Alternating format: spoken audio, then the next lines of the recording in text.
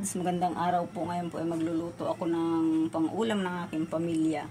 Magluluto po ako ng munggo. Simpleng ulam lang po, pero alam ko pong gusto yan ng aking pamilya. Kaya umpisahan na po natin.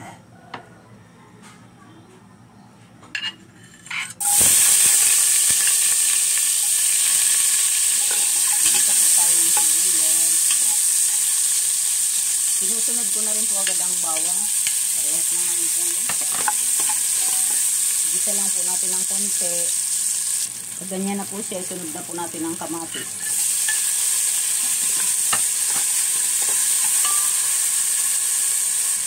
Yan po, medyo malambot na ang kamatis. Ilagay na po natin ang sahog. Konting, ano lang po yan, pork. Saka may nabili po akong isang bias. Sinama ko na rin, masarap po yung sa munggo.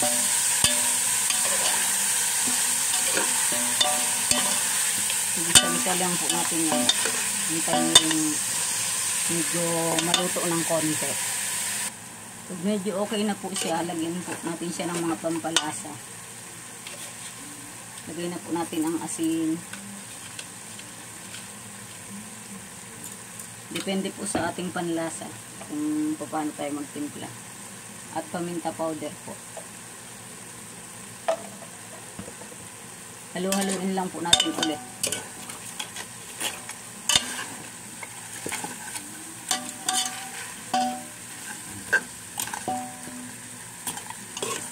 Inilagay ko na po sila, inilalagay ko na rin po dyan, isinasama ko na ang munggo. Ayan po. Tsaka ko na po yan tutubigan at isasabay ko na pong palambutin sa karne ang munggo. Para nandyan na po talaga yung lasa niya.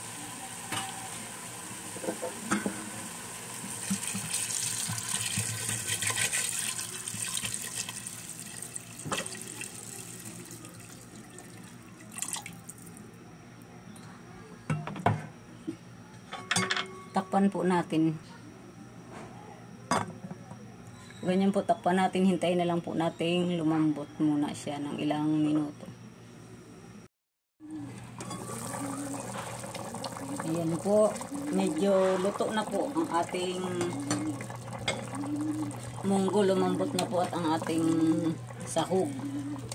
Ngayon po ilagay na po natin ang mga ibang gulay na aking binili at ang iba po ay inani ko. Okra po ito, talong at kalabasa. Gusto ko po kasi maraming gulay ang aking munggo para masarap.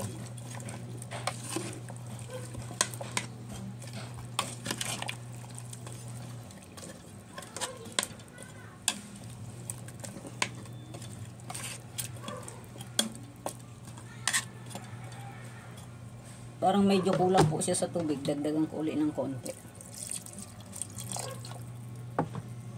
Takpan po uli natin ito at palambutin ang mga gulay bago po natin ilagay ang gulay na dahon. Tingnan na po natin ngayon kung okay na ang ating munggo. Ayan. Palambutin na lang po natin ang mga ibang gulay. Huwag na po nating takpan para makita ko kung talagang luto na siya. Ilagay na po natin ang ibang pampalasa. Nilagyan ko po siya ng magic. Shoutout po pala sa mga katulad kong nanay na walang sawang nagluluto para sa kanilang pamilya. Mga simpleng ulaman po pero masustansya para sa ating mga anak. Shoutout rin po sa mga kabakyard, sa mga kananay, sa mga mahilig po sa mga halaman. Ayun po kasi lahat yung hilig ko. Shoutout po sa ating lahat. Sana po sa mga makakapanood ng video ko, pakishare naman po, like, comment, at pakisubscribe na rin po. Maraming salamat po sa inyong lahat. God bless us all po. Ayan po, malapit na po siya maluto.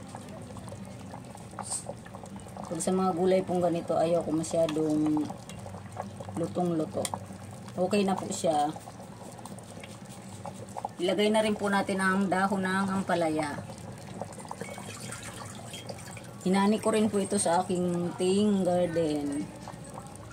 Pati ang talong po. Hindi ko po siya binili. Ayan po. Gusto ko po maraming dahon ng ampalaya. Halu-haluin ng mabuti.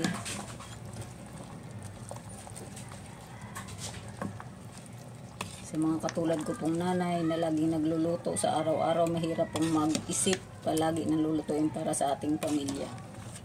Kaya minsan maganda rin po pag may mga sarili kang tanim na gulay. Kahit ano pong gulay, pwede naman pong mapaghalo-halo. Hindi naman sila nag-aaway sa ating lutuan. Ayan po. Ayan po, nalagay ko ng dahon ng ampalaya. Ilagay na rin po natin ang chicharon. At ito po ang siling pangsigang. Nakakadagdag lasa rin po yan.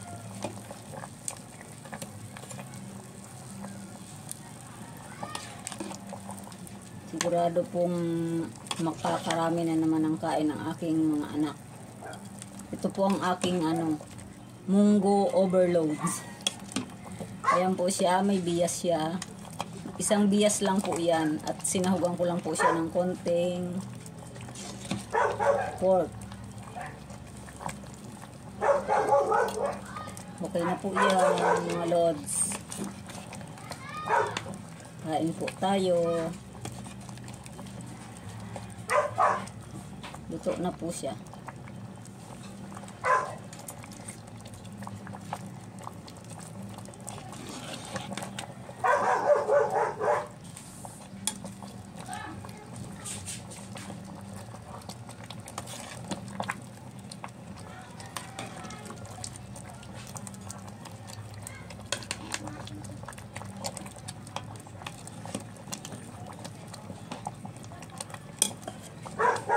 Thank you for watching po.